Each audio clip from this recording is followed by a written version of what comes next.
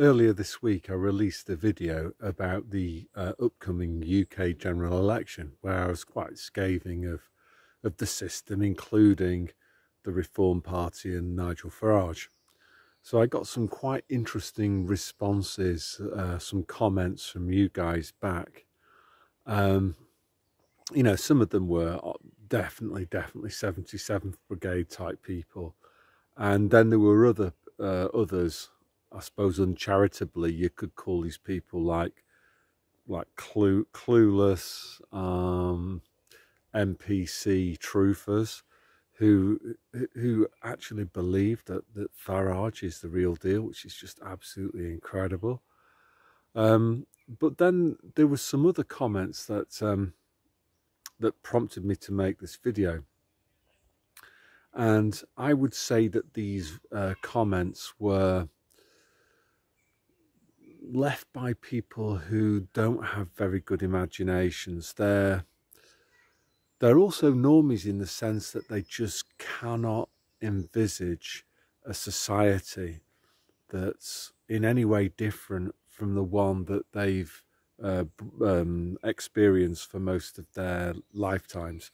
They have no idea about how it might be possible to construct a better world. So these people, they all believe in one thing. They believe that society has to be, in inverted commas, organised, and there's only one entity that can organise society, which is government. So I think, like, what do these people imagine by society has to be organised? So typically they'll quote Law and Order, and you know, they believe that people don't commit acts of murder because it's illegal. So they completely eliminate the possibility of people regulating their own behaviour through morality. So it's like, I don't steal from people because it's illegal, rather than I don't steal from people because that's not something that I'd want to do. So their kind of premise is that if you got rid of government, then it would be like Mad Max. No, you know, that maybe they're projecting their own immorality onto other people. Maybe they would go around stealing other people's stuff and raping people if there was no government and they could get away with it. Whereas what I think is that the vast majority of people, 99.9% of people, don't assault people, don't steal from other people, because that's not what they believe in. And for me, one of the big solutions to this situation that we've got in, and I keep on banging on about it, is for people to embrace the fact that natural law is not only good for society, it's good for them too. Like, if you go around stealing from people, stealing their income, their assets, if you go around trying to steal other people's free will by being economical with the truth and deceiving them, then there'll be pretty severe karmic comebacks for you.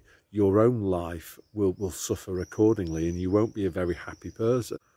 So that's the first premise busted, that government is needed to create a moral society, right? And if there was no government, there would be, like, people would behave terribly, because the only thing that creates civilization is the threat of being locked up by the government. This is kind of just wrong. Most human beings understand at least some of the principles of natural law, and obviously what I've been trying to say for a while now is that for us to kind of radically improve society, there is no other solution other than we ourselves have to change and live better lives, be better human beings ourselves.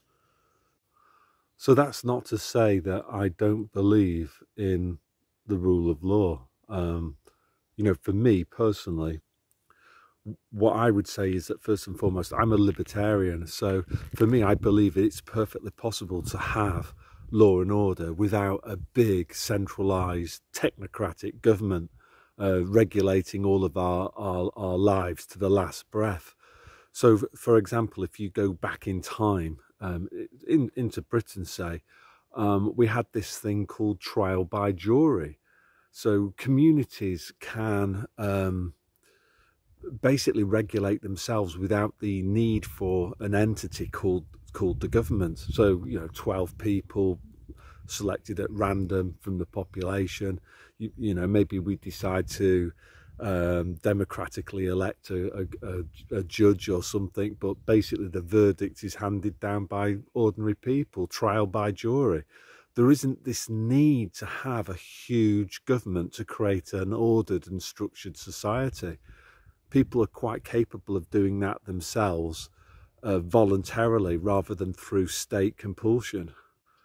The other thing that I've got from these people that leave comments to the effect that if we didn't have a government, then society would lack organisation, is that they kind of, whether they realise it or not, but what they've done is that they've bought into the notion that the basic problems in society, like what things are we going to produce, how are we going to produce them, and then how are we going to distribute the goods and services that we've produced amongst the population. These people that leave these comments, they are completely ignorant of economics, and they imagine that the government has to solve all of these problems in a technocratic manner. Now, I do have some sympathy for this, because this is the narrative that's pushed by schools. Most schools in the UK, no economics is taught. There might be a little bit at A levels as an optional subject. Handful of kids tend to do that in most schools, if economics is offered at all. So they think that the government needs to decide how many resources are going to go into healthcare, how many resources are going to go into housing, how many resources are going to go into chocolate bars, how many resources are going to go into producing, I don't know, these boats. These people, they also believe that it's the government's job to decide upon production methods, and then they also believe in that it's the government's job to decide to divide up the output of the economy in a way, here's the biggest laugh, that's fair, as defined by some politician. Now, obviously, if you've got half a brain cell, you realise that what's fair is subjective. It's a matter of opinion. One person's fair, like Adolf Hitler's fair, might be completely different from somebody else's notion of fair. So, but these people, they're kind of wedded to a planned economy, a command economy, technocracy. And, to be honest, they're not any different from what Klaus Schwab believes in. Klaus Schwab also favours technocracy. What he would be saying is, well, free markets, they're no good at all because it results in chaos. It's the standard Marxist line of thought, and we need government to organise everything.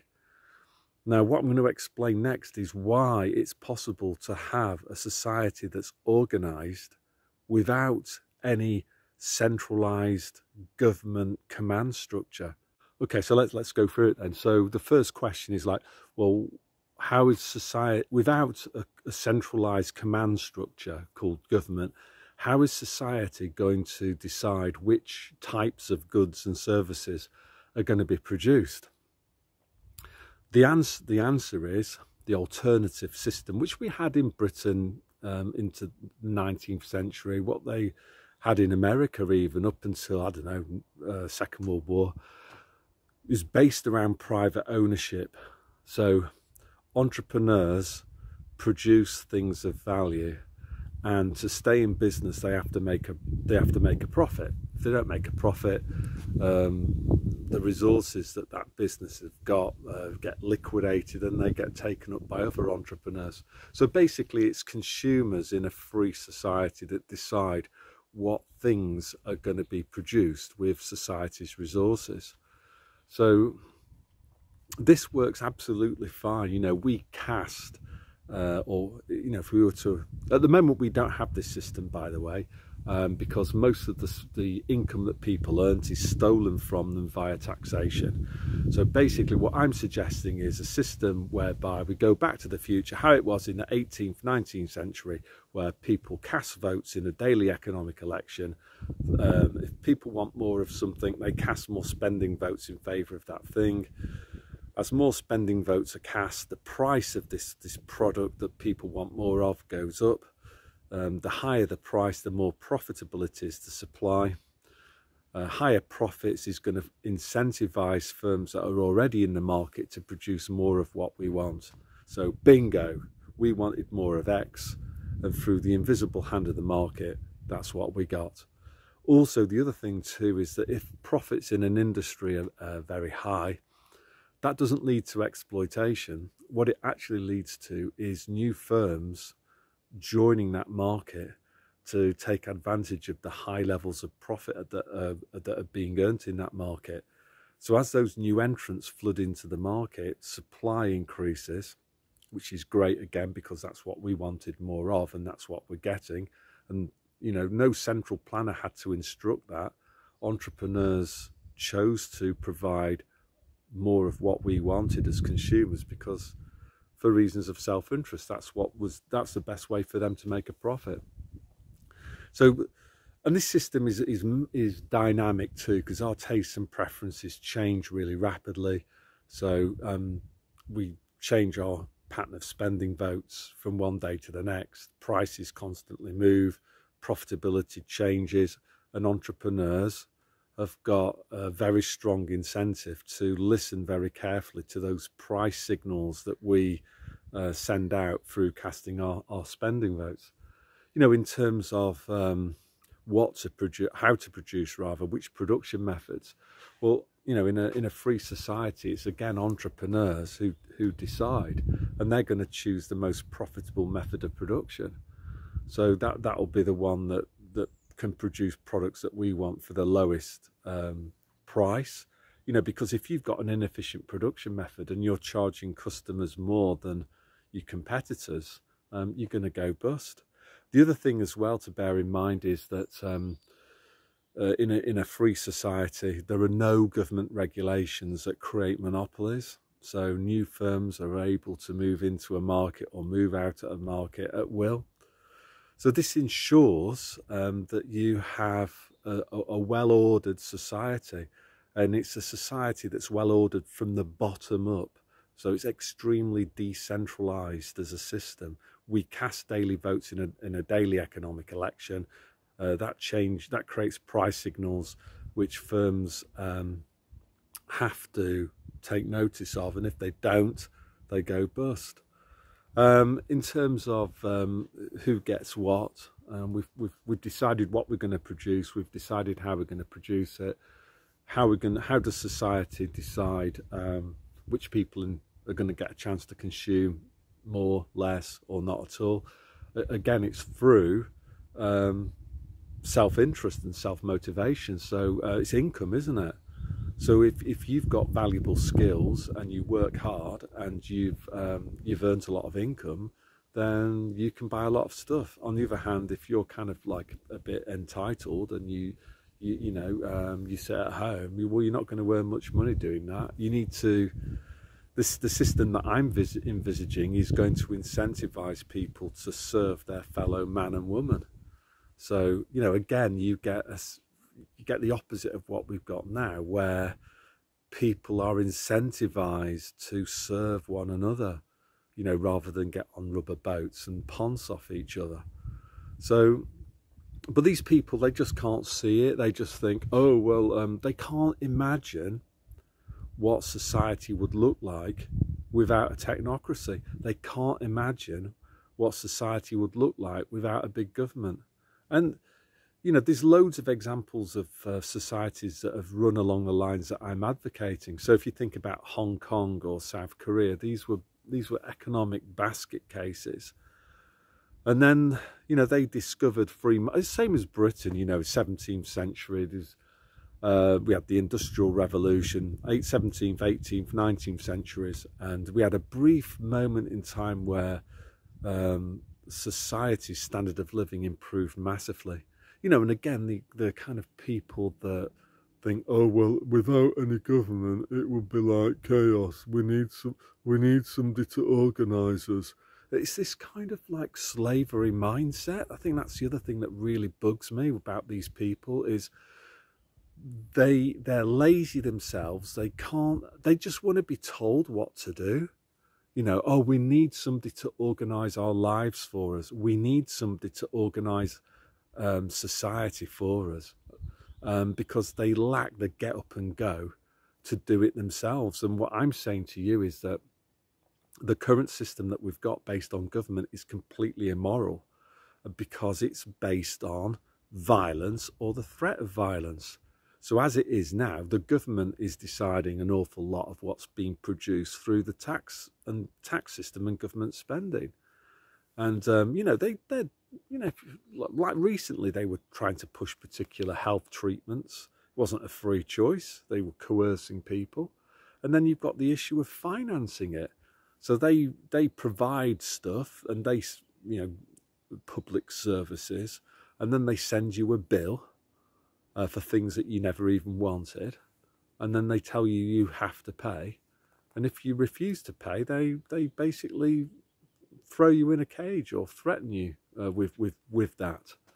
This is not moral. How can you seriously support such a system that's based on violence and coercion? It's completely immoral, and it runs, this is what I'm building up to now here, is that it runs contrary to the principles of natural law. You're stealing people's, not just income through the tax system, which is compelled, you're also stealing people's free will through government regulations. So what I'm suggesting is a system where we regulate ourselves. And obviously to do that, we're quite a way off it, because we've still got too many people in Britain who think it's perfectly moral for me to cast a vote at a ballot box, and then some bunch of crooks gets elected, and then they use the power, the authoritarian power of the state, you know, the boys in black with the truncheons, to basically steal other people's income and assets and give it to them. But because the government's done that stealing, it's moral. It's completely bonkers. So what we have to understand is the principles of natural law. It's immoral to steal other people's incomes.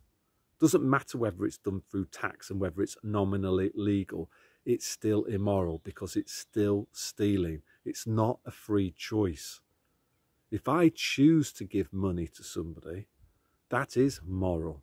What's not moral is some entity called the government telling me that unless I give, or unless I pay the government so it can transfer money to other people, they're going to use violence against me. That's not moral. That's not moral. So for things to improve, what we need to understand is all of us have got to, as individuals, change our own mindsets in our lives and understand that the current system, based on violence and coercion and threats, is completely immoral, And things will not get better until a critical mass of people understand that. And this is what's really hacking me off when I read these comments from people.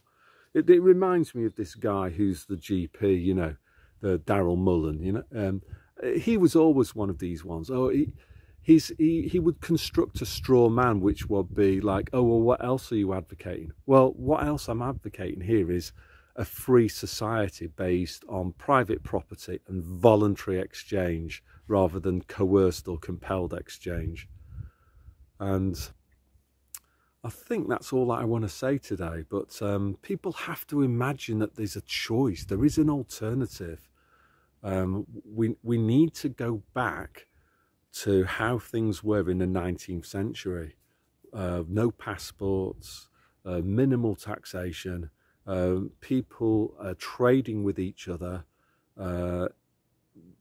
completely as a voluntary action rather than compelled exchange, which is what we've got now. So yeah, that's all I want to say today. So God bless.